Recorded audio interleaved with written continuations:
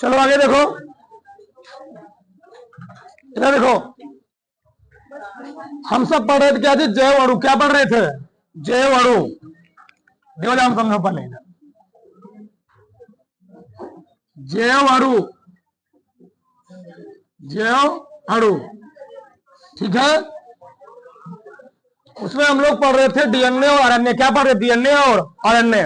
हमने डीएनए का दोनों डबल हेलिक्स स्ट्रक्चर यानी जो किसने दिया था? वाटसन एवं क्रिक ने। तो डीएनए की द्विकुंडलित संरचना किसने दिया था? वाटसन एवं क्रिक ने। कब दिया था? 1953 में। डीएनए की द्विकुंडलित संरचना किसने दिया जी? वाटसन एवं क्रिक ने। इसलिए वाटसन एवं क्रिक को 1962 में क्या दिया गया था? नोबेल पुरस्कार से सम्मानित किया गया था। किसको? वाटसन एवं क्रिक को। तो हमारे माइंड में जो क्या थे? कंफ्यूजन थे। थोड़ा यहाँ इसको देख के समझे तो होता क्या है।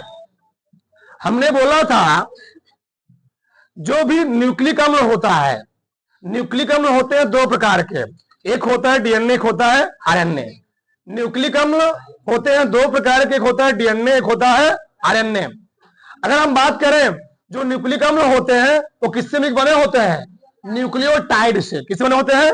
न्यूक्लियोटाइड से। बहुत ध्यान सुनना चीज, न्यूक्लिक अम्ल मिलकर के बने होते हैं न्यूक्लियोटाइड से, और प्रत्येक न्यूक्लियोटाइड 3 अणु से मिलकर के बना होता है। पहला होता है शर्करा। क्या होता है? शर्करा। अगर हम बात करें, पहला होता है शर्करा, दूसरा क्या होता है? नाइट्रोजनी बेस, और तीसरा क्या होता है? फास्फेट समूह। तो शर्करा, नाइट्रोजनी बेस, नाइट्रोजनी क्षार, फास्फेट समूह। अगर हम बात करें डीएनए में, तो डीएनए में जो पहली जो शर्करा है डीएनए में पाई जाती है डीऑक्सी राइबोज शर्करा। आरएनए में क्या होती है? राइबोज शर्करा। ठीक। अगर हम बात करें नाइट्रोजनी बेस की, नाइट्रोजनी क्षार की, तो चाहे वह डीएनए हो चाहे आरएनए हो, दोनों में ही दो प्रकार के नाइट्रोजनी बेस पाए जाते हैं, प्यूरिन और पिरामिडिन। पहले वाले में यानी प्यूरिन में, चाहे वह डीएनए हो चाहे आरएनए हो, दोनों में क्या होते हैं? जो नाइट्रोजनी बेस पाए गए सेम पाए गए। कौन कौन है? एडेनिन और ग्वानिन। डिफरेंट कहां होता है? प्रीमिडिन में। तो प्रीमिडिन में जो क्या होता है? डीएनए में क्या होता है? थायमिन और साइटोसिन होता है। वहीं पर आरएनए में थायमिन के स्थान पर क्या होता है?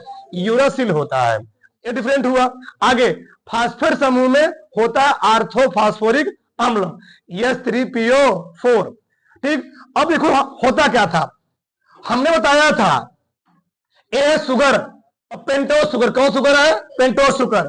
अगर पेंटोज शुगर, बहुत ध्यान सुनना, अगर पेंटोज शुगर नाइट्रोजनी बेस से, अगर पेंटोज शुगर नाइट्रोजनी बेस से, नाइट्रोजनी क्षार से ग्लाइकोसाइड बांड से जुड़ा होता है, अगर पेंटोज शुगर नाइट्रोजनी क्षार से ग्लाइकोसाइड, क्या जी? ग्लाइकोसाइड बॉन्ड से जुड़ा होता है, ग्लाइकोसाइड बॉन्ड से जुड़ा होता है, उसको हम लोग कहते क्या है?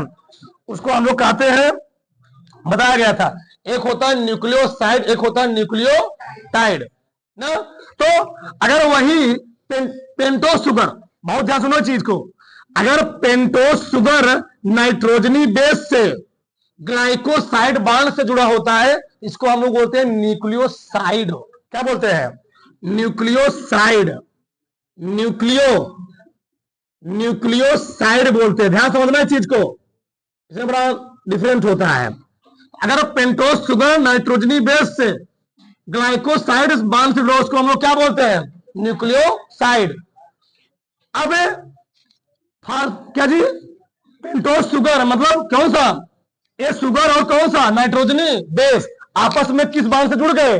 ग्लाइकोसाइड बांड से। ये दोनों लोग आपस में जुड़ चुके हैं, और जब इस शुगर और नाइट्रोजनी बेस से आकर के कोई फास्फेट समूह जुड़ता है, फिर से जब पेंटोज शुगर और नाइट्रोजनी बेस से जब आकर के कोई शर्करा, कौन होता है? फास्फेट समूह। जब आकर के कोई फास्फेट समूह किस बांड से? फास्फोडाइजेस्टर बांड से जुड़ जाता है, तो उसे हम लोग कहते क्या है? न्यूक्लियोटाइड। पहले क्या बोले थे? न्यूक्लियोसाइड। अब क्या बोलेंगे? कब? जब पेंटोज शुगर जी, जब पेंटोज शुगर नाइट्रोजन बॉन्ड से, नाइट्रोजनी क्षार से आकर के कोई कौन सा फास्फेट समूह फास्फोडाइजेस्टर बांड से जुड़ जाता है, उसको हम लोग क्या बोल देते हैं? न्यूक्लियोटाइड। क्या बोलेंगे? एक एक बात ध्यान सुनना। मतलब अब कौन कौन जुड़ चुके हैं? न्यूक्लियोटाइड में फास्फेट जुड़ चुका, पेंटोस शुगर जुड़ चुका, प्लस नाइट्रोजनी बेस। तो इसको हम लोग क्या बोल देंगे? इसको हम लोग बोल देंगे न्यूक्लियोटाइड। न्यूक्लियोटाइड। और इसी प्रकार के जब एक श्रृंखला में, एक चेन में 13 प्रकार के न्यूक्लियोटाइड जुड़ जाए एक ही प्रकार, मतलब अब एक प्रकार का मतलब क्या होगा? एक में क्या होंगे? एक में होगा क्या होगा? फास्फेट समूह, पेंटोस शुगर, नाइट्रोजनी बेस। तो एक न्यूक्लियोटाइड में 3 मिला होंगे। इसी प्रकार के जब 13 मिला एक श्रृंखला में जुड़ जाते हैं तो उसे हम लोग बोल देते हैं पॉलीन्यूक्लियोटाइड। क्या बोल देते हैं? क्या में जुड़ जाए? जब 13 मिला जुड़ जाए श्रृंखला में, ठीक, उसको हम लोग क्या बोल देंगे? तब इसको हम लोग बोल देंगे पॉलीन्यूक्लियोटाइड। पॉली, इसलिए हम लोग कहते हैं जो न्यूक्लिक अम्ल होता है वह पॉलीमर होता है, बहुलक होता है। बहुलक होता क्या है? जब एक ही चीज एक सीधी श्रृंखला में जुड़ करके एक बॉन्ड का निर्माण करें, एक श्रृंखला का निर्माण करें, उसको हम लोग क्या बोल देते हैं? तब पॉली, उसके लिए जोड़, क्या जोड़ते हैं? पॉली। ठीक, पॉलीमर। तो पॉलीन्यूक्लियोटाइड, न्यूक्लियोटाइड। बात समझ में? अब अनगिनत होते हैं ऐसे, अनगिनत अनंत रूप से जुड़े रहेंगे। अब देखो यहां पर स्ट्रक्चर क्या है, इतना बात समझ में आना। अब देखो डीएनए का 2 स्ट्रक्चर। पहला हम बात करते हैं यहां पर, देखो यार, ए होता है डबल हेलिक्स द्विकुंडलित संरचना। ए है डीएनए की द्विकुंडलित संरचना। मान ली पेपर में आ गए, और आता भी है, वेरी वेरी मोस्ट इंपॉर्टेंट, ध्यान रखना। मैथ ग्रुप वालों के लिए कम इंपॉर्टेंट है, लेकिन बायो ग्रुप वालों के लिए वेरी वेरी मोस्ट इंपॉर्टेंट है, पूछा ही जाएगा, ध्यान रखना।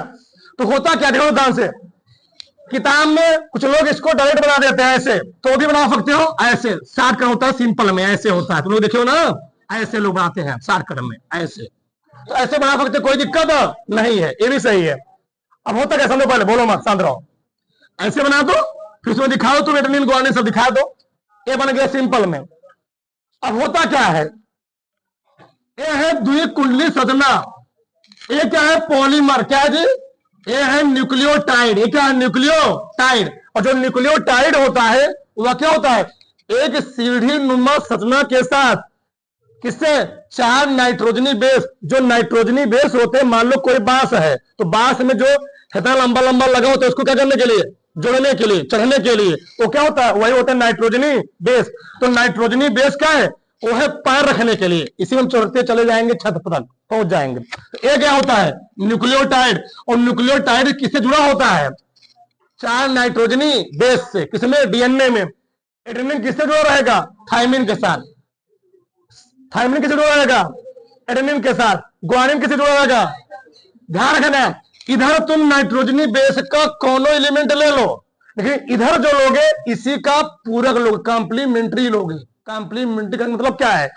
अगर मैंने इधर ले लिया ए, तो इसके सामने तुमको लेना ही पड़ेगा टी। क्यों? एडेनिन किससे जुड़ा होता है?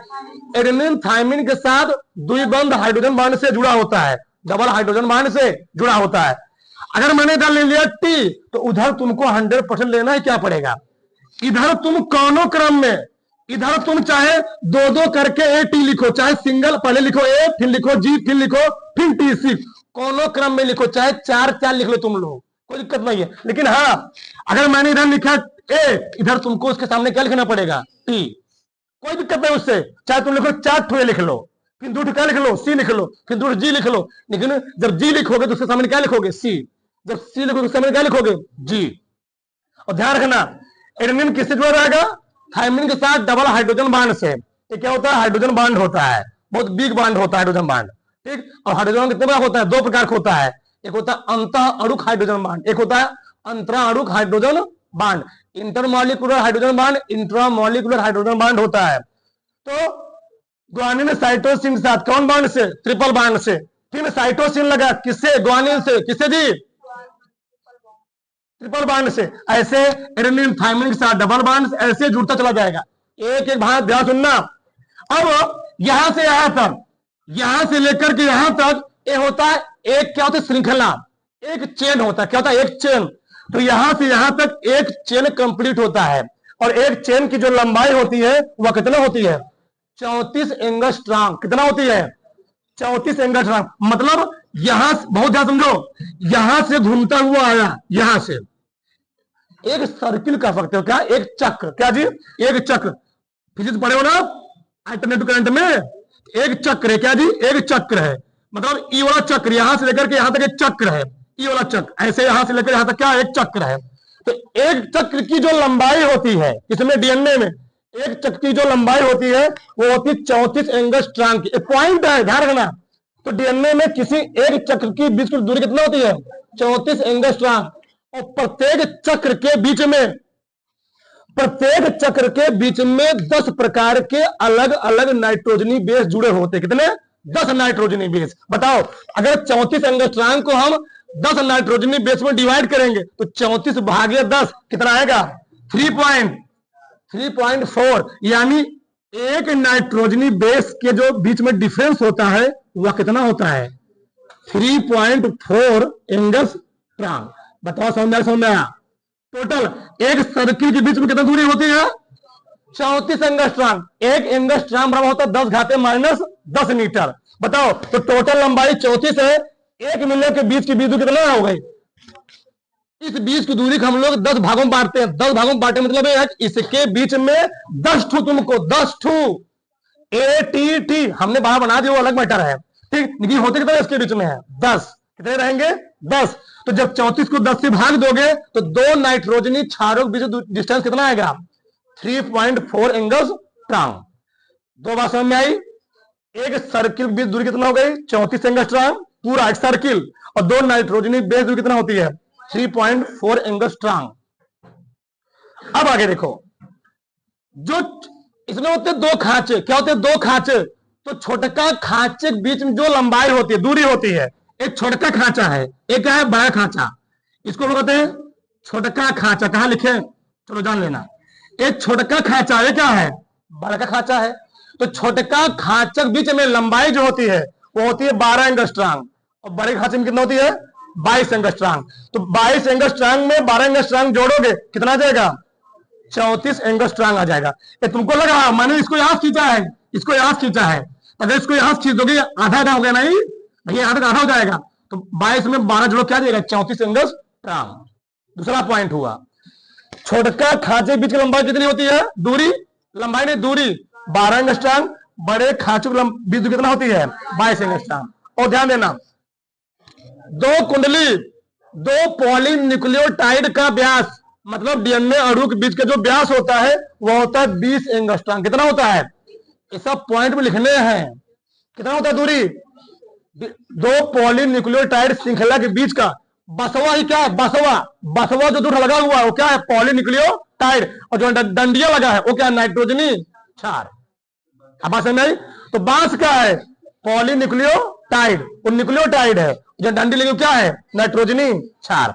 बताओ तो दो डंडियों के बीच जो डिस्टेंस होता है कितना होता है 20 एंगस्ट्रॉम। यहां तक बात समझ में आया। अब आगे समझो, ठीक।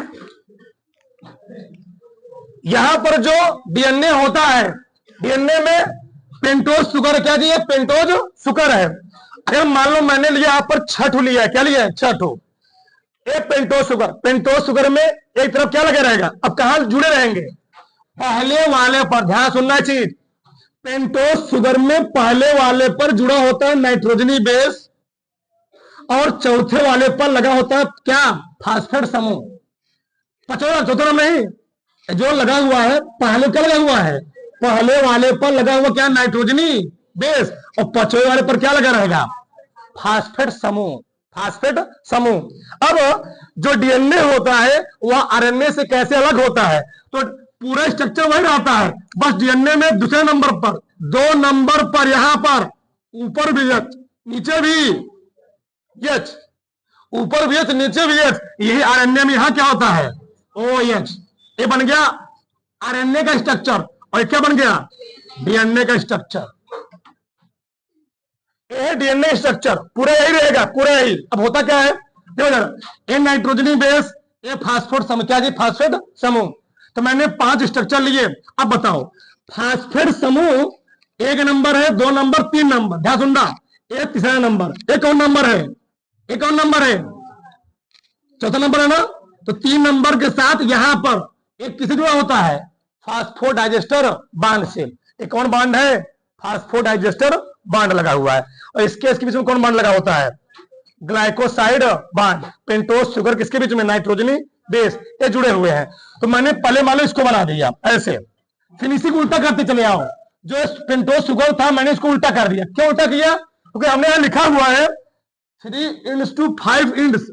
3:5 इंच का मतलब क्या है, ठीक, इसका मतलब है यहां से जो पेंटोस शुगर की स्टार्ट हो रही है, देखो, एक, इस चीज समझो, लड़के समझ नहीं पाते हैं, 1 2 3। तो यहां जो पेंटोस शुगर की स्टार्टिंग पॉइंट है वह कहां से स्टार्ट हो रहा है, 3 से, और जो लास्ट पॉइंट है वह कहां से स्टार्ट खत्म हो रहा है, ये 5वां है, 1 2 3 4 5, ये 5वां है। तो अभी इसलिए हम लोग कहते हैं जो डीएनए में स्ट्रक्चर होता है, जो डीएनए में नाइट्रोजनी बेस जुड़े होते हैं, वो किससे जुड़े होते हैं, 3:5 इंच किसकी ओर जुड़े होते हैं, बाईं तरफ, और दाईं तरफ जुड़े होते हैं 3 इंच से 5 इंच की ओर। क्यों, इधर किधर है, इधर देखो, इसमें कैसे, ये तो कौन थी भाई, कहां लगो तुम, लेना कहां से, इधर से, 1 2, एक क्या हो गया, 3 हो गया यार, हम लेकर आ रहे हैं इधर ना। तो 1 2 3 4, ये 5 हो जाएगा, समझ ना। तो एक चीज चल रहा है, यहां पर क्या हुआ, 3:5 इंच। बात समझ में आ रही है, यही चीज होता है डीएनए में, 3:5 इंच। यहां पर क्या है, ये उल्टा होता है, ये ऐसे चलेगा, एक इधर उल्टा बना दिया ना, इधर मैंने उल्टा बना दिया है। अब मान लो अगर मैंने इधर लिया एडेनिन, इधर तुम कोनो नाइट्रोजनी बेस ले लो, इधर कोनो ले लो। डीएनए में 4 प्रकार के नाइट्रोजनी बेस होते हैं, कौन कौन, एडेनिन, थाइमिन, ग्वानिन, साइटोसिन। तो इधर तुम कोनो ले लो, इन चारों में से कोनो ले लो, लेकिन जब इधर लोगे तो आंख खोल करके लिखोगे। क्यों, अगर एडेनिन लिखोगे तो उसके सामने क्या लिखना पड़ेगा, थाइमिन। अगर थाइमिन लिखो क्या लिखना पड़ेगा, एडेनिन। अगर ग्वानिन लिखो क्या लिखोगे, अगर साइटोसिन लिखोगे। बात समझ में ना, इधर तुम कोनो क्रम ले लो, कोनो अरेंजमेंट ले लो, कोई दिक्कत नहीं है, लेकिन जो इधर अरेंजमेंट लेना है वो ध्यान से लेना है। क्यों, एडेनिन किससे जुड़ा रहेगा, थाइमिन के साथ डबल बॉन्ड से, और जी, और ग्वानिन किससे, साइटोसिन के साथ ट्रिपल हाइड्रोजन बॉन्ड से। बात समझ में आया, यहां तक किसी कोई प्रॉब्लम, यहां तक प्रॉब्लम नहीं हो चाहिए। और यही पूरा क्या होता है, यही पूरा मिल करके एक श्रृंखला का निर्माण कर, इसको हम लोग कहते क्या है, एक लंबी लंबी श्रृंखला का करते हैं, निर्माण करते हैं। और यही क्या होते हैं, सीढ़ीनुमा बने रहते हैं, ठीक। जो लंबी श्रृंखला बन जाएगी तो उसको हम लोग क्या बोल देंगे, पॉलीन्यूक्लियोटाइड। यहां तक बात समझ में आई। अब पॉइंट में क्या लिखेंगे हम लोग, डीएनए डीएनए की स्ट्रक्चर, डीएनए की संरचना, तो उसमें लिखना पड़ेगा पहले डीएनए की द्विकुंडली संरचना किसने दिया था, वाटसन एवं क्रिक ने 1953 में।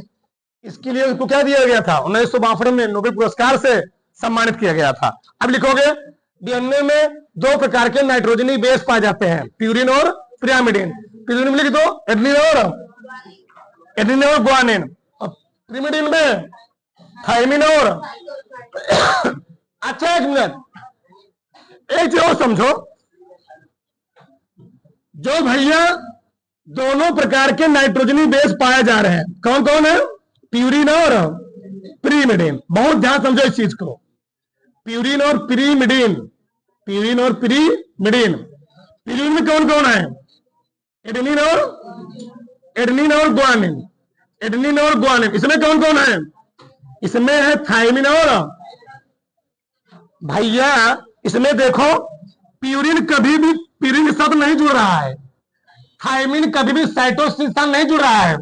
यह जा करके एडेनिन वाला यानी प्यूरिन वाला नाइट्रोजनी बेस जा करके पिरिमिडिन के किसी जुड़ रहा है, थाइमिन जुड़ रहा है। उसी प्रकार से प्यूरिन का नाइट्रोजनी बेस ग्वानिन पिरिमिडिन के किस बेस जुड़ रहा है, साइटोसिन के साथ जुड़ रहा है। देख पा रहे हो, तो ये जो बांड बनता है उसी हम लोग यहां पर दिखाए हुए हैं। आप बात समझ में आई? हमारे हिसाब से डीएनए के बारे में सही समझ में आ गया होगा। एक सर्किल की बीच लंबाई कितना? 34 एंगस्ट्रॉम। इसको हम लोग कितने भाग मारते हैं? 10। दो नाइट्रोजन बेस की बीच दूरी कितना होगा? 3 पॉइंट। ठीक, इनका बेस कितना होता है? 20 एंगस्ट्रॉम।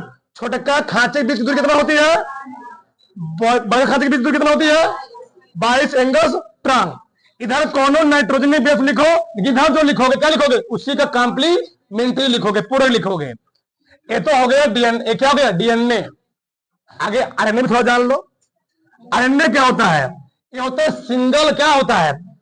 सिंगल हेलिक्स होता है। क्या होता है? Double helix. ये है डबल हेलिक्स। ये क्या है? ये है सिंगल हेलिक्स। इसमें कुछ नहीं होता है, बस इसी का आधा पार्ट। एक पार्ट मिटा दो, एक पार्ट मिटा के आधा बना दो, क्या बन जाएगा? आरएनए बन जाएगा। बस ध्यान रखना है, वहां पर हम लोग क्या लिए थे? थायमिन। वहां पर टी के स्थान क्या लिखेंगे? यूरासिल लिखेंगे, और पूरा स्ट्रक्चर वही होता है, जहां डिफरेंस होता नहीं है। बात समझ में आई?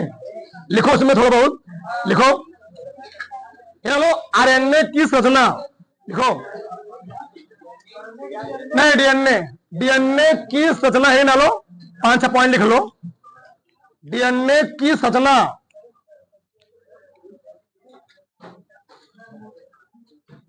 लिखो। डीएनए की द्विकुंडलित, डीएनए की द्विकुंडलित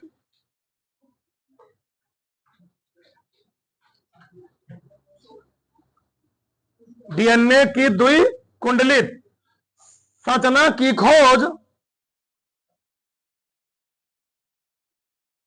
वाटसन एवं क्रिक ने, वाटसन एवं क्रिक ने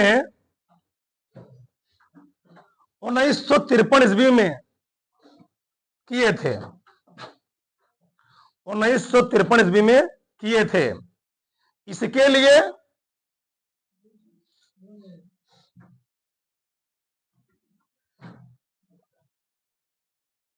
लिए उन्हें 1962 ईस्वी में, इसके लिए उन्हें 1962 ईस्वी में नोबेल पुरस्कार से सम्मानित किया गया था। सम्मानित किया गया।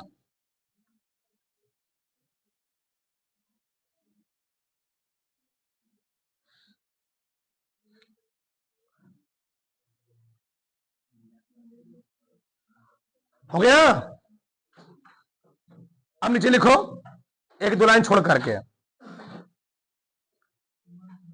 डीएनए में 2 स्टैंड होते हैं। डीएनए में 2 स्टैंड, डीएनए में 2 स्टैंड होते हैं।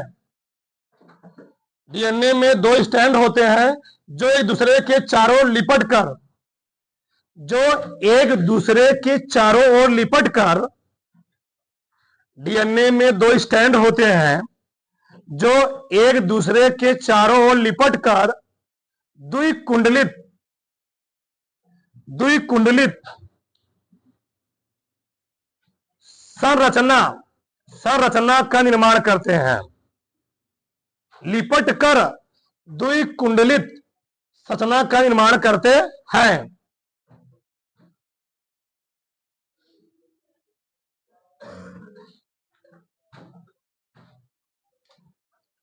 इसलिए वाटसन एवं क्रिक ने इसका नाम, इसलिए वाटसन एवं क्रिक ने इसका नाम डबल हेलिक्स, इसलिए वाटसन एवं क्रिक ने इसका नाम डबल हेलिक्स, डबल मतलब दुई, ठीक, डबल हेलिक्स रखा, डबल हेलिक्स रखा।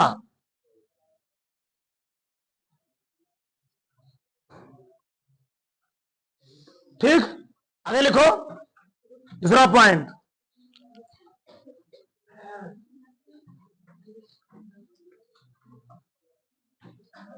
अगला पॉइंट लिखो, प्रत्येक डीएनए में, प्रत्येक डीएनए में,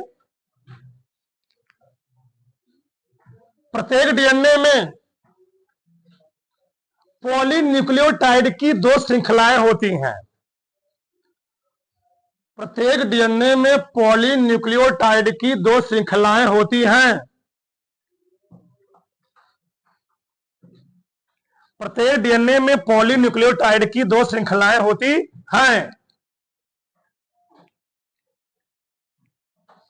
दो श्रृंखलाएं होती हैं जो आपस में हाइड्रोजन बंध से जुड़ी होती हैं।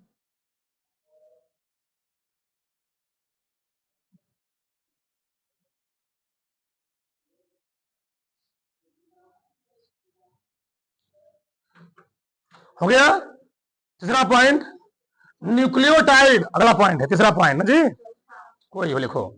न्यूक्लियोटाइड आपस में न्यूक्लियोटाइड आपस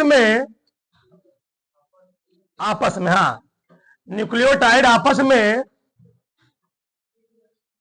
नाइट्रोजनी क्षार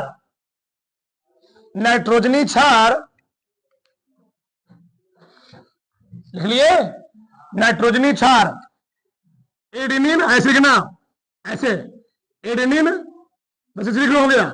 एडेनिन थायमिन के साथ द्विबंध द्वारा ऐसे लिखोगे तो एडेनिन थायमिन के साथ द्विबंध द्वारा तथा ग्वानिन साइटोसिन के साथ ट्रिपल बांध जुड़ा होता है सर्कल में। एडेनिन थायमिन के साथ डबल बांड से, ग्वानिन साइटोसिन के साथ ट्रिपल बांड से जुड़ा होता है।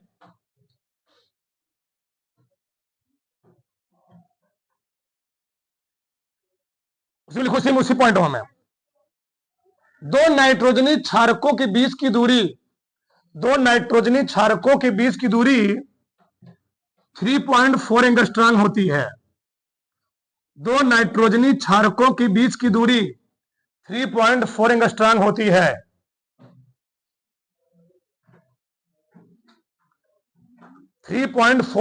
होती है। 5 पॉइंट लिख लो कम से कम। अगर लिखो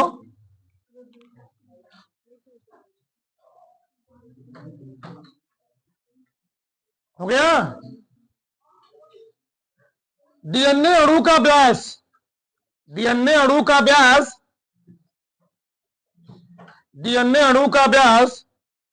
20 एंगस्ट्रॉम।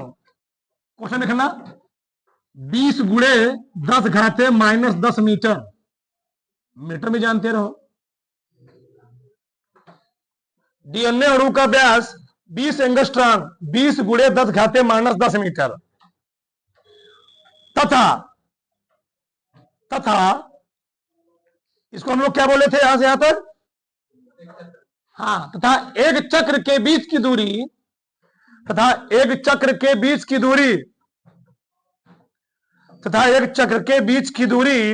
34 एंगस्ट्रॉम होती है। तो बहुत हो गया हमारे हिसाब से। कई पॉइंट हुआ, एक ठोड़ लिख लो, लिखो। लास्ट पॉइंट सबसे मेन वही है, लिखो। डीएनए अणु में जानना बहुत जरूरी, सबसे मेन तो यही है। डीएनए अणु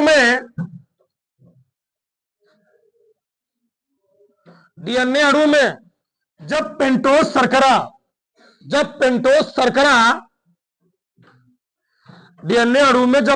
शर्करा नाइट्रोजनी क्षारक से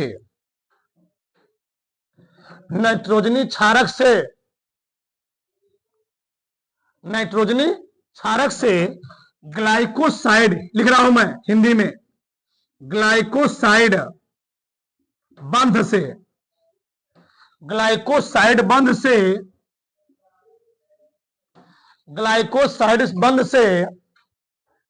जुड़ता है तो उसे न्यूक्लियोसाइड लिखा गया नीचे, तो उसे न्यूक्लियोसाइड नीचे लिखा गया है, तो उसे न्यूक्लियोसाइड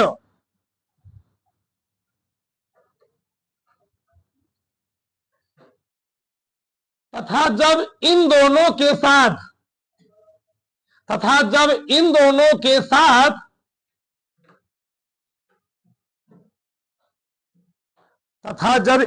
के साथ फास्फेट समूह फास्फोडाइजेस्टर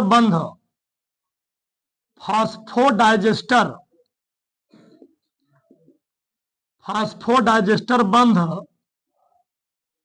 से जुड़ जाता है, फास्फोडाइजेस्टर बंध से जुड़ जाता है, क्या बोलते हैं उसको हम लोग? हाँ, तो उसे न्यूक्लियोटाइड कहते हैं।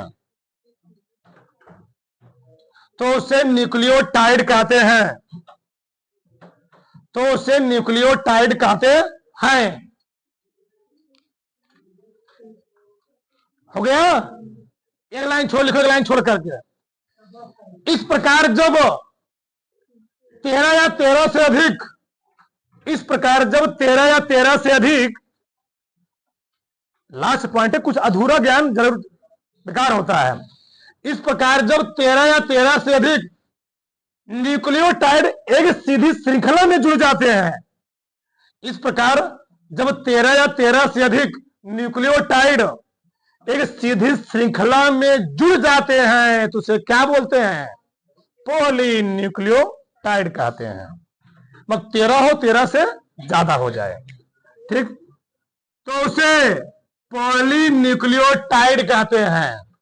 डीएनए की संरचना शुरू से लेकर के अंत तक पूरा खत्म हो गई, कुछ नहीं छोड़ा इसका, क्रियाक्रम। अब ये हो गया डीएनए। एनए जानना नहीं है, आरएनए वही आधा होता है, ठीक। किसी कोई डाउट?